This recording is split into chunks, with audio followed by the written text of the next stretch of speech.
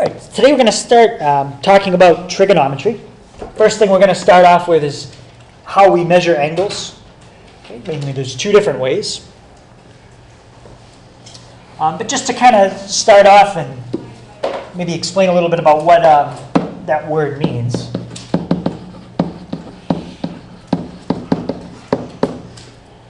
Right, so trigonometry. Right, so there's a way we can kind of break this word into different parts and kind of look at what each part means and then kind of go from there. Does anybody recognize something in this word that's used in other subjects? Yeah? Even more than that. Yeah? Metry. Okay, so that's the second part. We got that metry. So we see metry used in various subjects like trigonometry, geometry. I think that's it. But we've got metry, which means measurement. And then that leaves this first part, trigon. And the O, well, just pretend that's not there. We have trigon, and that means something else. Yeah?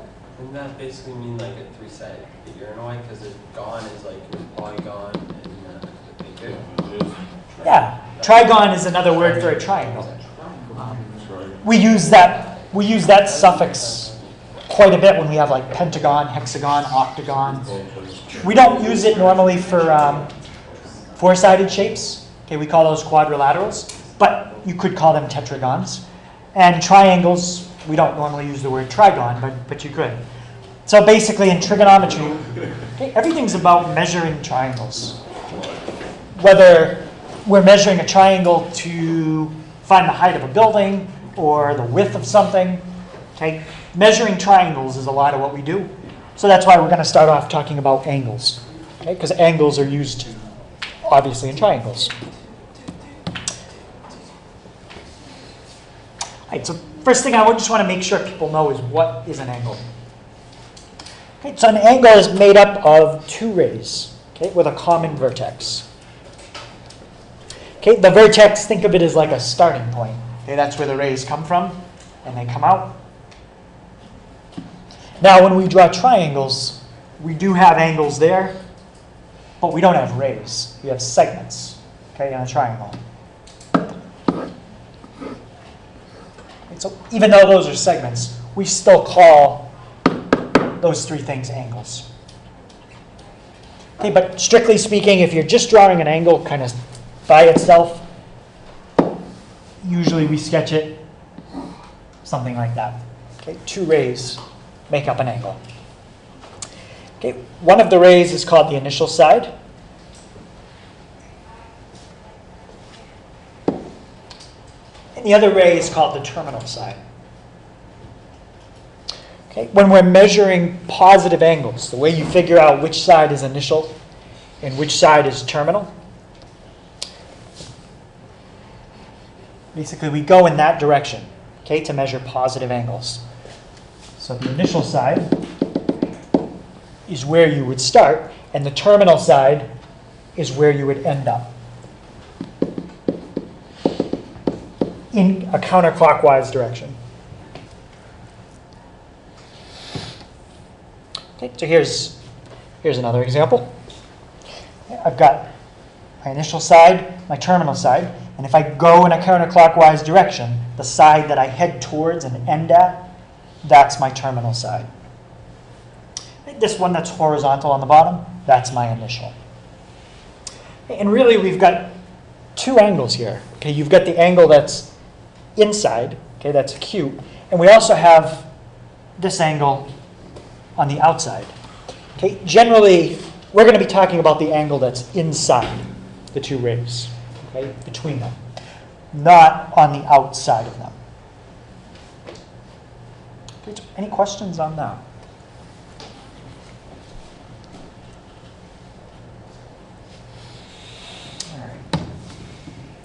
So a lot of times when we label angles, we use Greek letters. In algebra, we often use like X and Y. Well, these are all very common in trig. Does anybody know what any of those Greek letters are? Yep. The fourth one is theta. Yep, the fourth one is theta. Yeah, the one that looks kind of like a B, that's beta. There is an alpha. Yep. First one is alpha. How about this third one and fifth one? Come on, help me study these. I don't know the symbols. Yeah. I'm just going to guess the middle one is the epsilon. I have no idea. No. No, I forget which. And these are all lowercase too. Okay, there's capital and lowercase. These are all lowercase letters. What are we counting? I think I know. Come on down. This third one is, Is one of them sigma? no, sigma, well, capital sigma looks like that. That's a good guess. Gamma. Okay, omega you might have seen as a capital. Capital omega looks like that. Yep, when you talk about ohms. Okay, we're not going to see all these today. Okay, I'm just, for future reference, when we label angles, we'll use all of these letters at some point throughout trig. Right, so just to make it clear what their names are. All right, so next thing is what's called drawing an angle in standard position. Okay, so what this does is it gives everyone kind of a uniform way to sketch an angle. So if I ask you to sketch an angle in standard position, that means two things. Okay, one, if you have a set of axes, I'd like the vertex at the origin, and I want the initial side on the positive x-axis.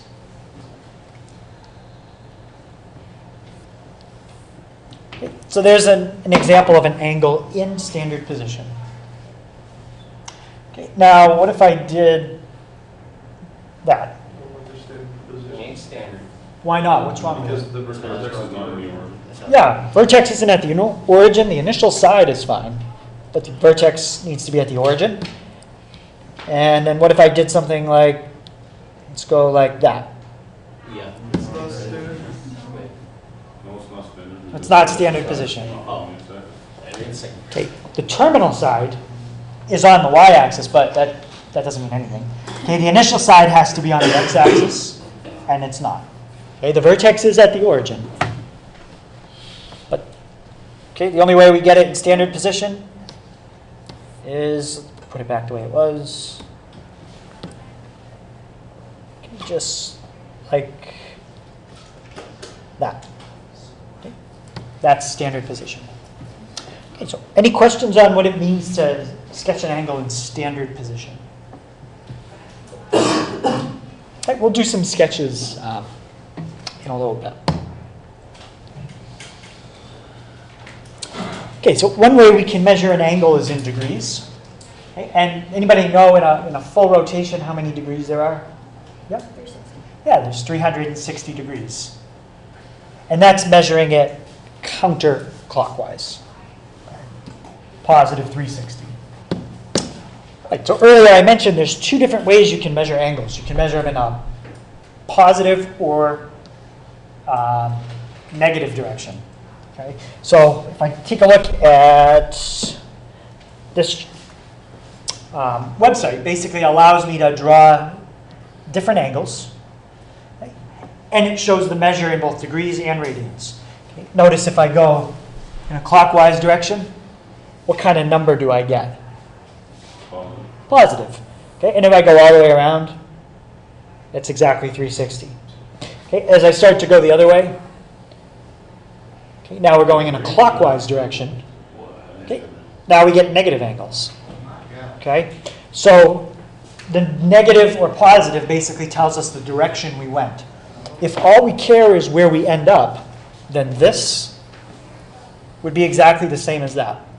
Okay, there's no difference in where your terminal side ends. Right? Same spot. It's just how you got there. Most of the time, we don't care how we got there. Okay, so one complete counterclockwise rotation is 360. So if I did, actually, I think I just did this one. What would be a half counterclockwise rotation? Okay, that'd be 180. And we could do any fraction of a rotation. How about a quarter rotation? 90. 90. Okay, so angles that are going counterclockwise are measured positive. Okay, and that's the direction for counterclockwise. Okay, angles that are measured clockwise are negative. Okay, and generally, we don't like to deal with negative angles. Okay, if I give you a negative angle, we want to do something to it to make it positive. And we'll talk about that.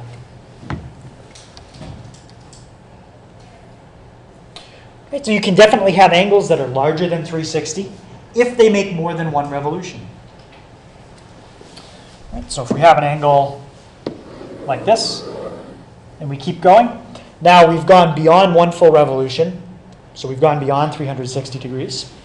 And now we're at 402 in this example. Okay. Right, so here's Keep going. 450. Yeah, we can keep going.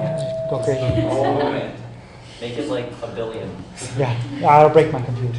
Oh, well. So we can go as big as we want, but what happens as we go bigger, we've just done so many revolutions it gets confusing.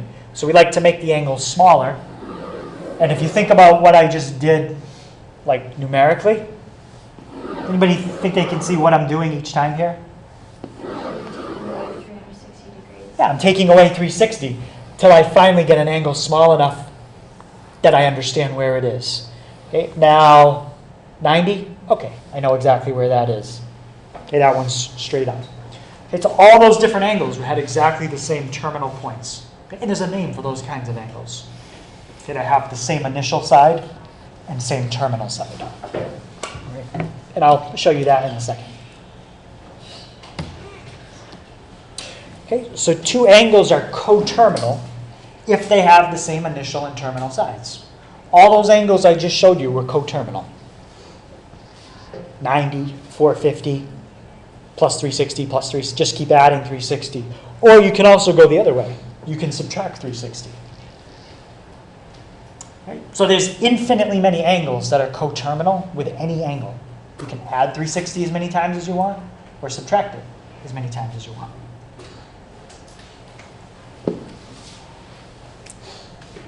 Right? And that's how you find coterminal angles, which most of you saw just by what I was doing on the screen, taking away or adding revolutions. All right, so what I want to do in the first example is sketch an angle in standard position, and then I want to find one negative and one positive angle that's coterminal with the one I give you. Okay, does everybody have what's up above? Okay. All right, now the sketch doesn't have to be perfect. You don't have to use a protractor, but I mean, if it's obviously way off, that's not good. So 30-degree angle, what quadrant should the terminal side be in? First. Yeah, first quadrant. And should it be closer to 90 or closer to 0? Closer to 0. Yeah, closer to 0. Oops. So that's 90. 90.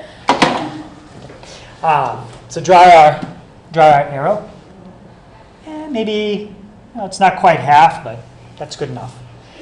Initial side is on the x-axis. Vertex is at the origin. So that's standard position. And now they want to know an angle that's coterminal with 30. They want a positive and a negative. Right, so let's find the positive first. Okay, what's an angle that's coterminal with 30? That's positive. Yep. 300 and how much? 90. Yeah, 390. Just take the angle they gave you and add 360. Now, what would be an angle coterminal with 30? But this time I want negative, right? Maybe 270? Or is that 270? Sorry, negative 330. Negative 330, yeah. I was thinking if it was reversing 90. So Yeah, negative 270 and 90 would be. Yep. Okay, any question on that? So we just add 360 and then subtract 360. To find an angle that's coterminal, to find a coterminal angle, add or subtract 360 degrees. Oh, okay. I thought I was trying to get 360. So we took our angle, added 360, took our angle, and subtracted 360. Okay, 145. Which quadrant is the terminal side going to be in now? It's going to be in quadrant 2. Should it be closer to 90, closer to 180, or right in the middle? It's a little closer to 180. Okay, 135 would be the average of 90 and 180. So 145, it's a little closer. Maybe about like that. Okay, and just to make it show up, let me draw initial side, terminal side. Okay, let me make that clear here too. Initial side, terminal side. All right, so here's our angle.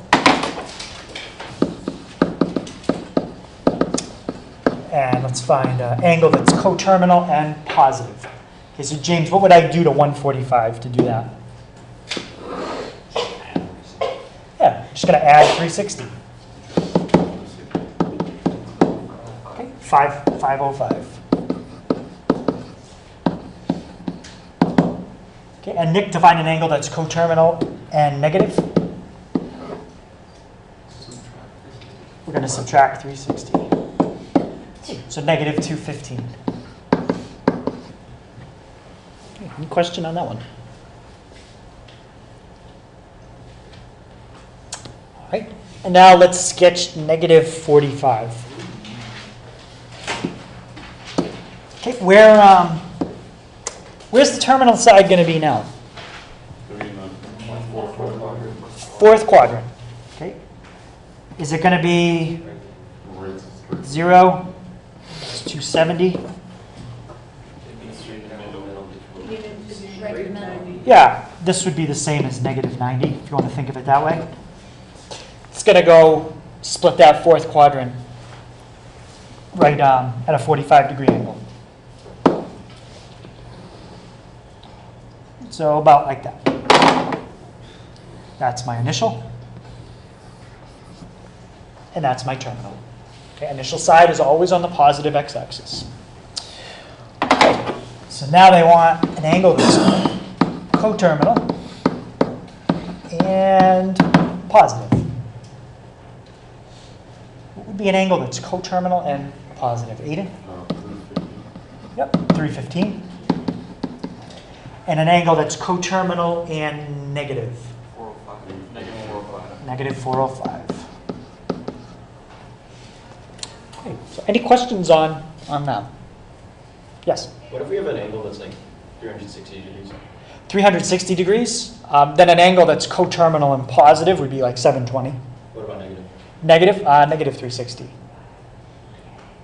Okay, Yeah, we couldn't say 0, because technically 0 is not positive or negative. that's what I was going to. Yeah. Yes, you just do it twice. Yeah. So if you were to draw 0, what's going to happen is you're just going to have a ray. The initial and terminal side are right on top of each other. Yep. Okay. Any other questions?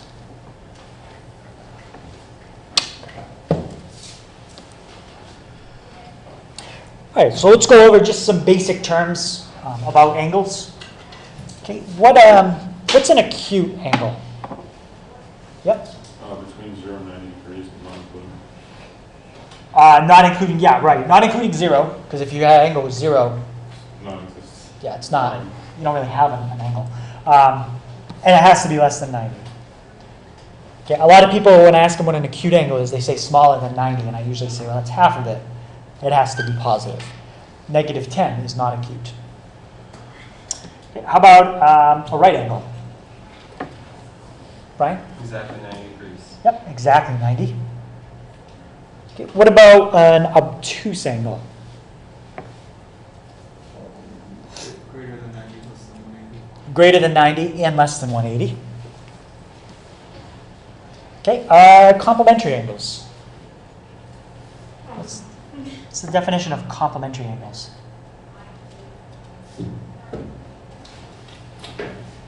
Yeah. Angles, when you add them together, they equal 90 degrees. Okay, two angles, when you add them up, they do add up to 90. And there's actually one more thing. It's kind of what we've touched on a little bit in some of the other definitions. They share a common set.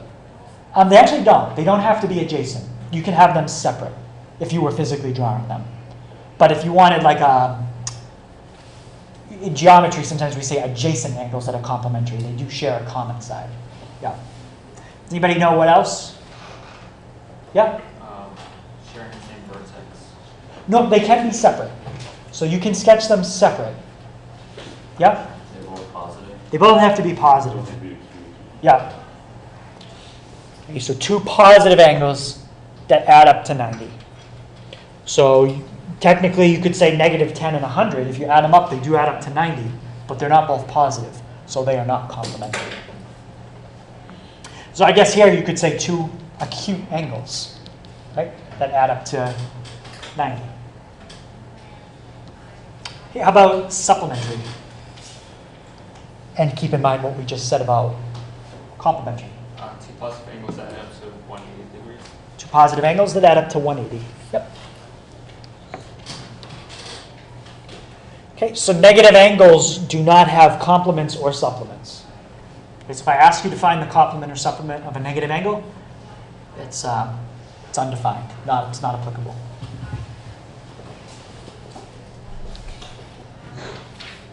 Okay, so let's just go through a couple angles finding complements and supplements. Okay, 48 degrees. What's the complement of 48? Yeah? 42. Okay, if you're not sure how to get the complement, basically just take 90 minus 48. You get 42. Okay, what about the supplement? Yep. 132. Take 180 minus 48, 132.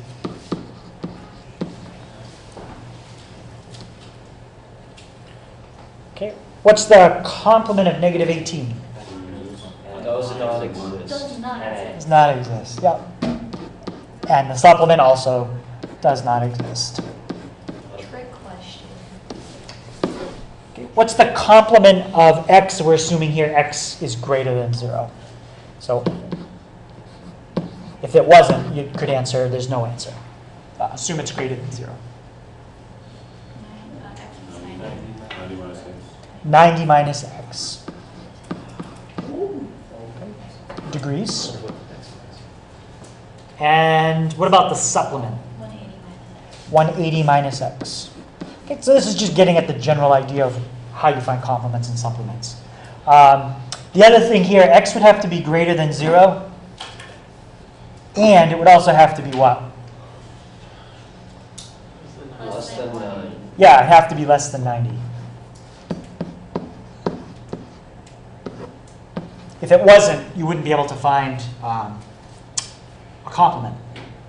Okay? There's no complement to a 115 degree angle.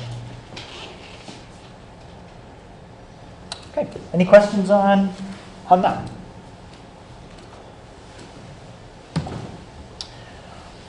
All right, so radians. The last thing we're going to look at, how we can measure an angle.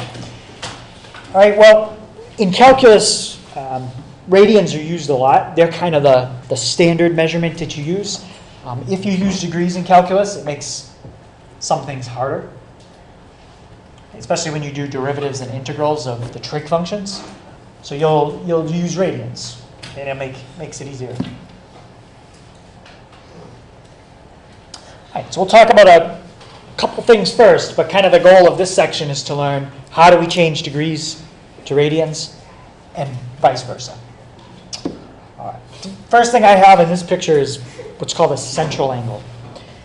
It's just an angle in a circle, and the two rays of the angle come out from the center of the circle, and they hit the circumference at 2 points, here and there. Okay, if you draw an arc between those 2 points, that's called an intercepted arc. It's the arc created by that angle. And the size of this arc directly depends on the size of that angle. The bigger you make this angle, the bigger you make this arc. The smaller you make the angle, the smaller you make the arc. And that's the notation for it. AB, we put an arc over it.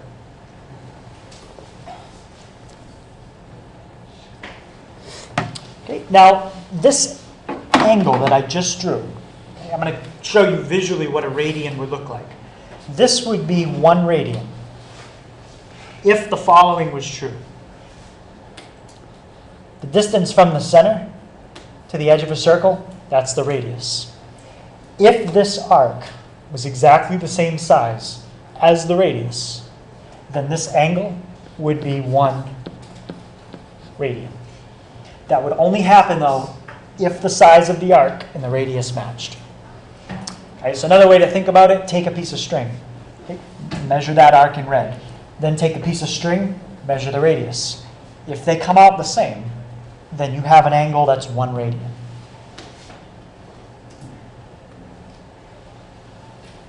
Okay, visually, that's what it looks like.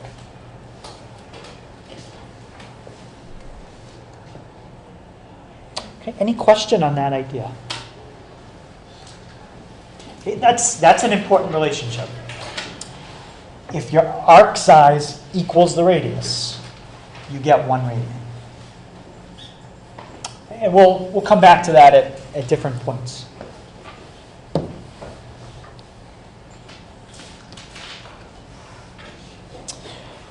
All right, so here what I've drawn is a circle, okay, with a radius of 1. Okay, if you have a circle with a radius of 1, that's called a unit circle. Okay, and we're going to spend a few days doing unit circle trigonometry. Okay, probably a little different than what you might have done in geometry, which is right triangle trigonometry. Okay, so we'll take a look at unit circle trig.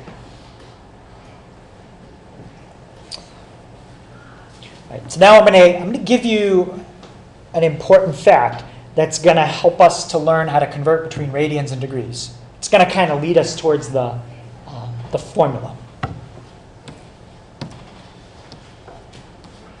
Okay, so in a unit circle, okay, and we're using a unit circle because it makes a certain relationship more obvious. Okay, in a unit circle, if you measure the central angle in radians,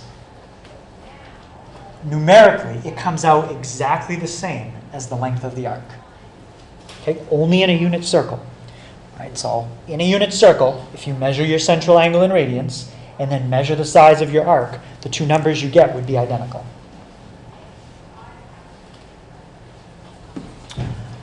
Right, so if we can find an angle that we know the arc length of, then we'll be able to convert between degrees and radians. Okay, it's kind of like we need a starting point.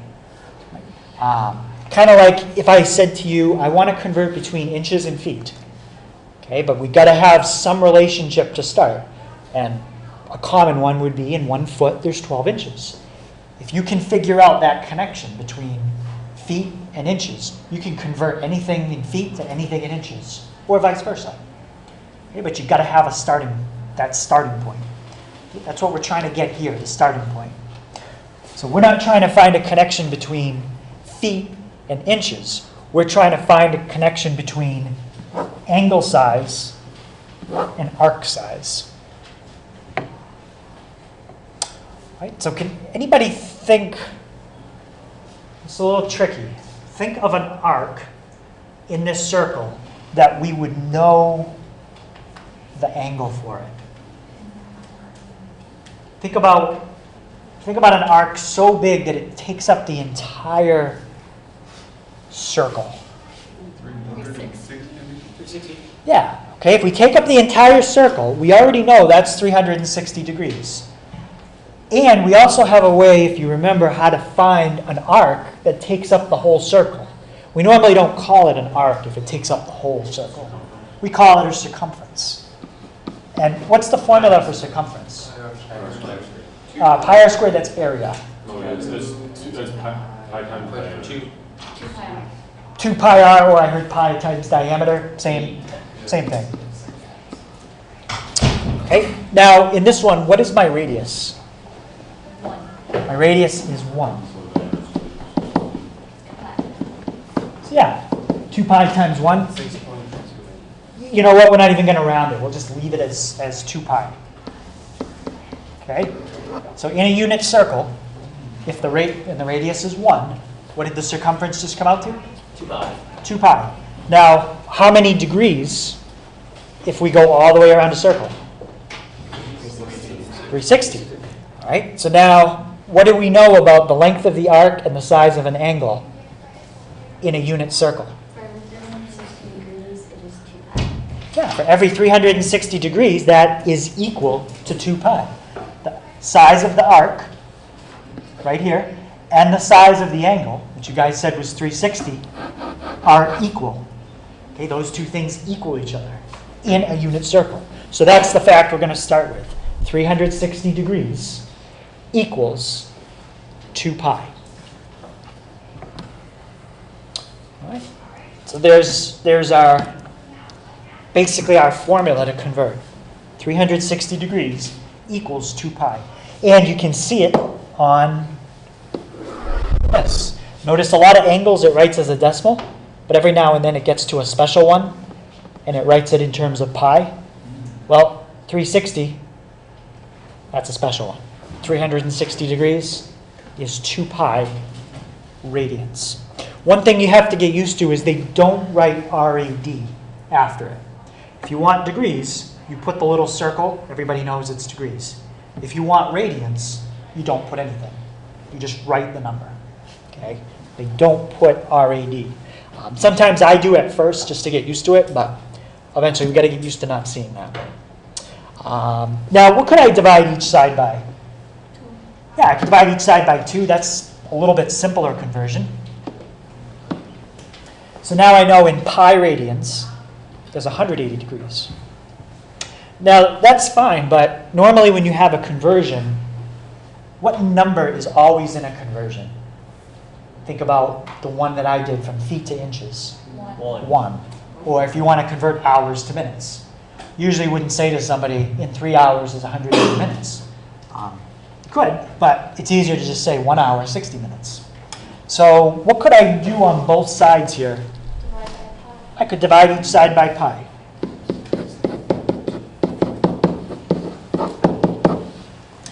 Okay, and what that's going to do on this side, remember this is radians, that's degrees.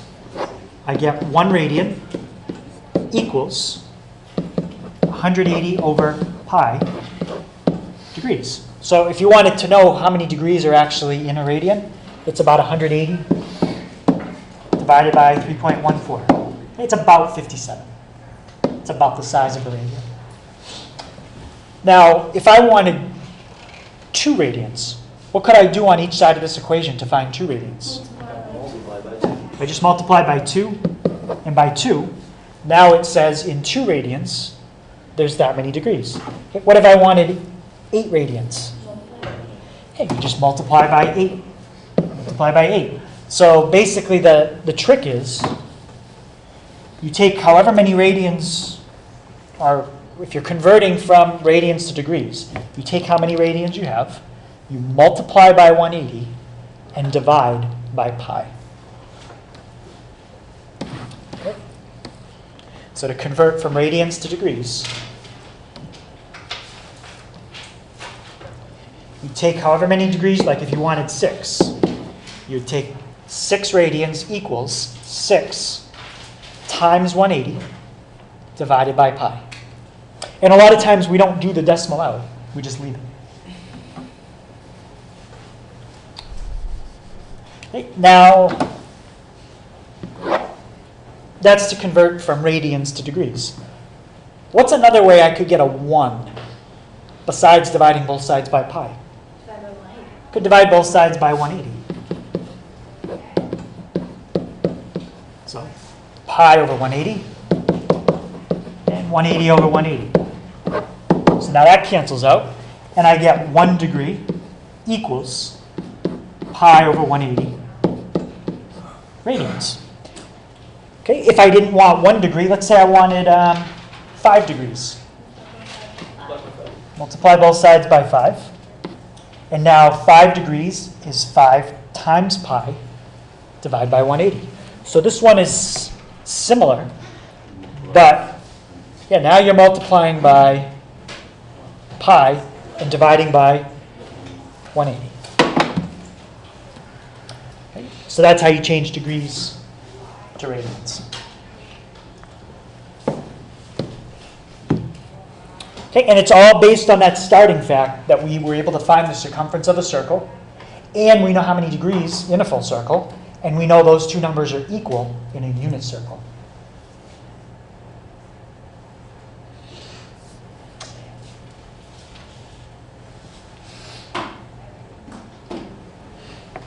Okay, any questions on the steps? Okay, we always leave things as exact answers unless they say not to. Generally, you're going to see angles that are multiples of 30 or 45. And there's some overlap there, like 90. But angles that are multiples of 30 or 45, we usually leave the answer exact. If it's not a multiple of 30 or 45, we usually round. Okay, but the directions, if you're not sure, we'll always tell you. All right. So I want to convert that to radians. So your two choices every time are either pi over 180 or 180 over pi. Okay, here's how you can remember which one to use. Anytime you think pi, okay, I want you to think radians. Okay, radians and pi go together. Degrees and 180 go together. So anytime you think degrees, the number I want you to think of, 180. Anytime you think radians, think pi. Okay, just remember those two things. All right. Now, we've got degrees here. Think of it as degrees in the top of a fraction. Where would degrees have to go to cancel out? It would have to go in the bottom. And what's the number I said to think of when you think degrees? So put the 180 with degrees, and then what goes in the top? Pi. So now degrees cancels out. Do I need to write RAD? No. Okay, you don't put RAD. And now you just multiply straight across. 30 times pi over 180. And what does that reduce to? Pi over 6. Pi over 6. 30 goes into itself once. 30 goes into 186 times. I said all you had to do was simplify in the first place. 30 and 180 had a similar. Yeah, you can reduce now or you can reduce later. But at some point, you do have to reduce. Yep, either do it to start or do it at the end. Yep. And that's it. So the answer is pi over 6. Okay, I guarantee within a week or two, you'll have most of the simple ones memorized, like 30, 45, 60, 90, 180, 360, 270. Okay, you'll know those pretty quick. All right, so same idea, convert to radians. Where does degrees have to go? Bottom. Put 180 with degrees. Pi, think RAD is written invisibly right there. Pi radians. Okay, and what am I left with here? Yeah, pi over 4. Any questions on that?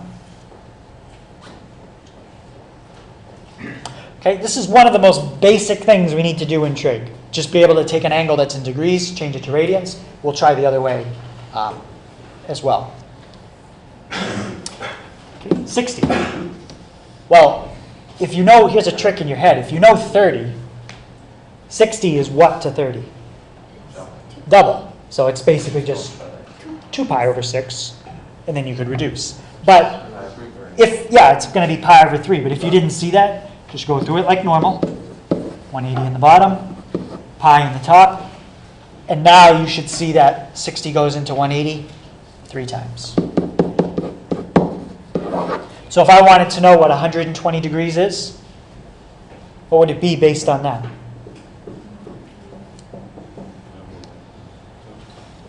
Think, what's 120 to 60? Double. So what's double pi over 3? 2 pi over 3. So if you wanted 120, it's 2 pi over 3. So once you learn the basic ones, you can kind of use that to figure out other common ones. Or you can always just do it from scratch. Okay, but we want to, as we go, we want to get faster at this. It's going to be pi over 2. Degrees goes in the bottom, pi in the top, 90 goes into 180 2 times.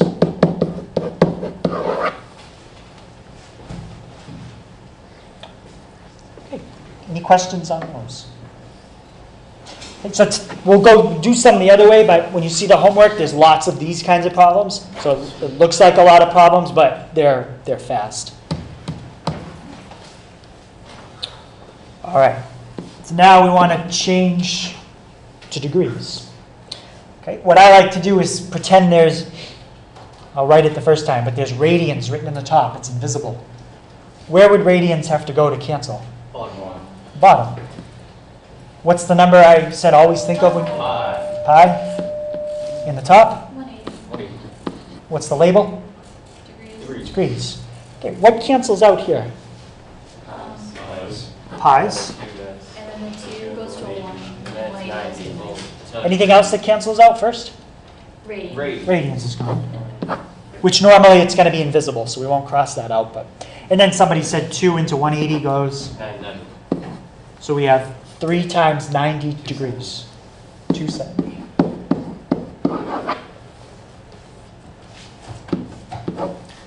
Okay, what would go on the top here?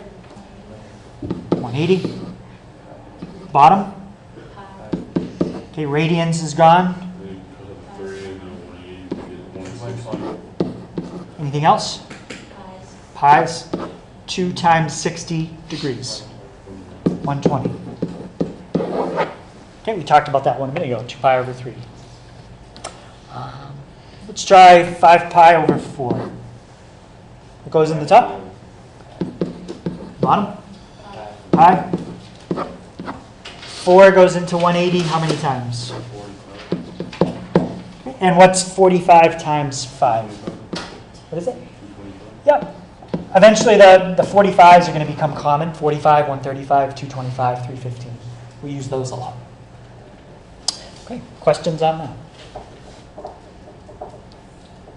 All right, so let's jump to one where we round. Okay. It's not that we couldn't do this one exact. They're just asking us to round to 2 decimal places. So now we use our calculator. You definitely don't need a graphing calculator. Anything will work. All right.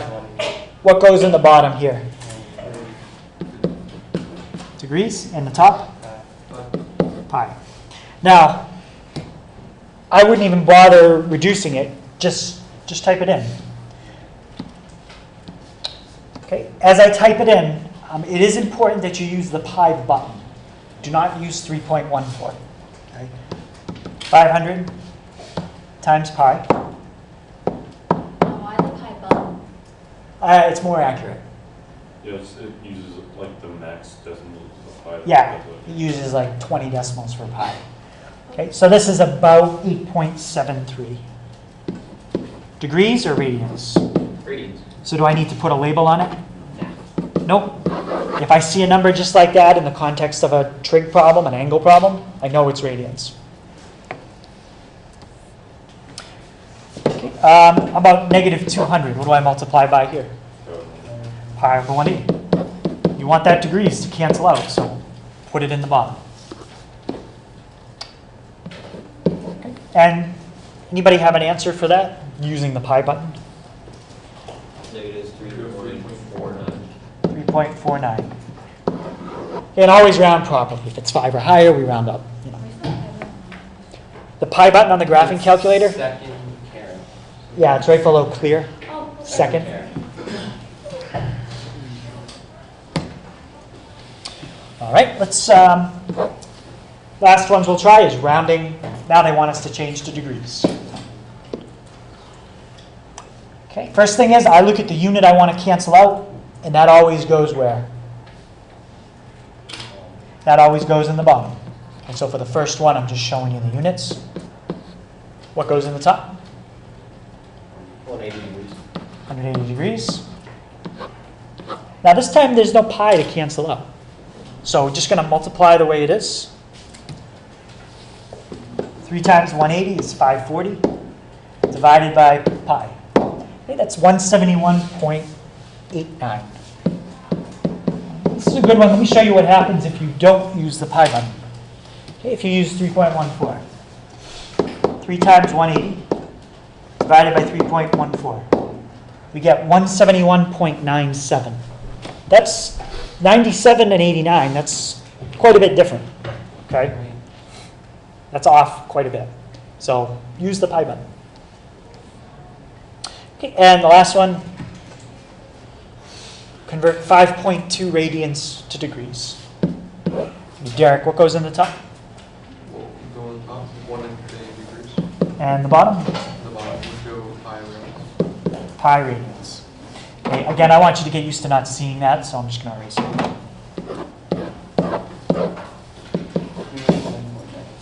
And what do we get, Brian? 297.94.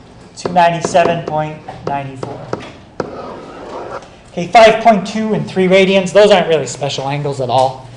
They're just random angles. So any questions on that? All right, so the homework, it's going to be lots of practice with this, coterminal angles, complements, supplements, all pretty quick kinds of problems. Okay, so on page 323, 1 to 4, 7, 9, 11, 12, 15, 24 to 26, 30 to 32, 35 to 37, 41 to 43, 47, and 51 to 53. Again, might be more problems than last night, but I think it's a lot faster. Okay, they're all very easy kinds of problems. Okay, and don't forget, that is due on Thursday. Okay, so I'll check that Thursday after we have tomorrow off.